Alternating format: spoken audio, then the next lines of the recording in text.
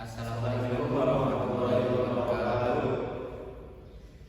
Di sini saya sebagai ketua kelompok mata kuliah statistika ingin menyampaikan laporan proyek UAS dalam menganalisis nilai SAS, SMP, ITEK, Sofwaniyah.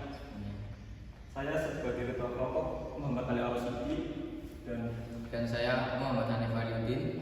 Saya Muhammad Ishaq dan saya Fahmi Wibowo. Di sini saya akan menjelaskan tujuan penelitian. Penelitian ini bertujuan untuk memberikan gambaran yang jelas tentang nilai akademik siswa SMP ITEK Sofwaniyah berdasarkan data SAS yang ada. Kami akan menghitung ukuran pemusatan dan penyebaran nilai seperti mean, median, dan varian untuk memahami distribusi nilai secara lebih baik. Penelitian ini juga akan mengidentifikasi tentang tingkat pencapaian akademik siswa, memberikan wawasan tentang efektivitas metode pengajaran yang diterapkan. Kedua, deskripsi data. Data yang digunakan dalam analisis ini berasal dari nilai sumatif akhir semester atau SAS mata pelajaran bahasa Indonesia siswa-siswi SMP ITEK Sofwaniyah. Dataset ini mencakup 30 siswa dengan informasi penting yang memastikan keakuratan analisis.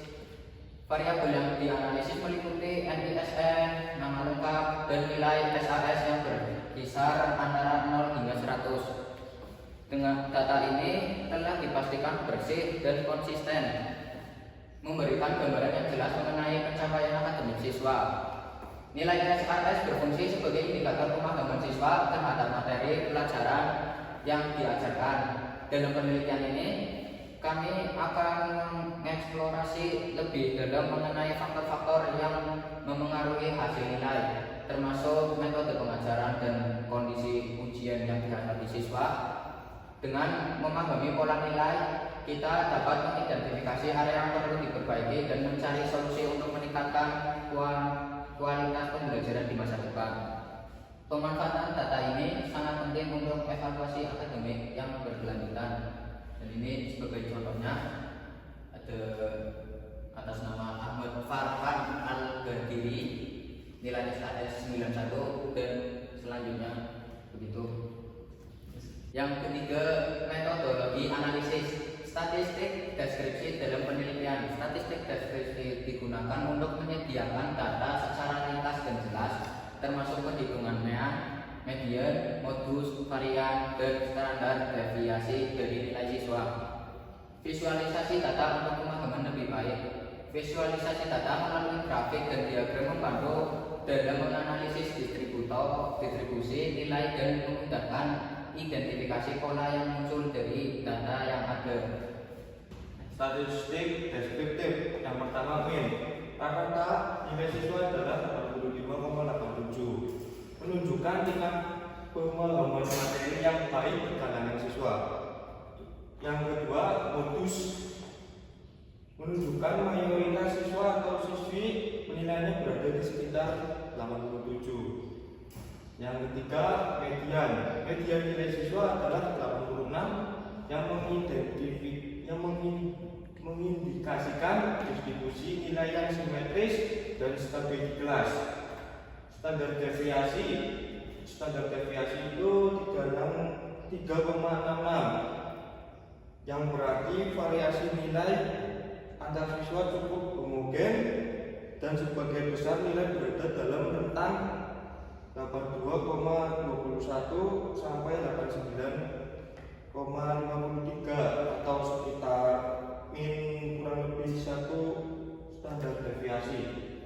Yang kelima, variannya yaitu 13,43. Dalam analisis sebuah nilai terdapat ditemukan beberapa statistik penting, yaitu dengan nilai minimum 76, nilai maksimum 92, rangnya 16, kuartil 1 dengan nilai 83, kuartil 2 dengan nilai 86, kuartil 3 dengan nilai 88.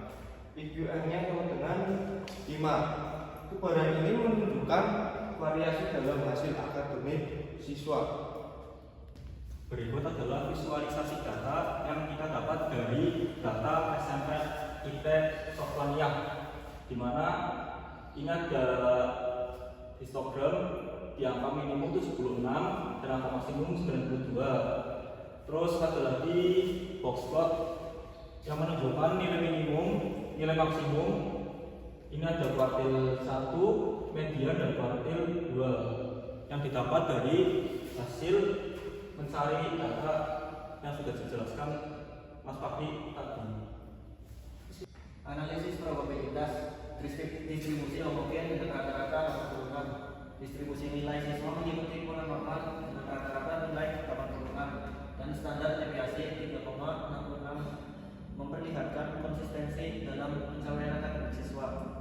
Peluang nilai tertentu dengan perhitungan P dengan huruf Z lebih dari sama dengan 1,08 sama dengan 0,1401, sehingga ada sekitar 14% kemungkinan siswa mendapatkan nilai lebih dari sama dengan 90, menunjukkan potensi pencapaian tinggi di antara mereka.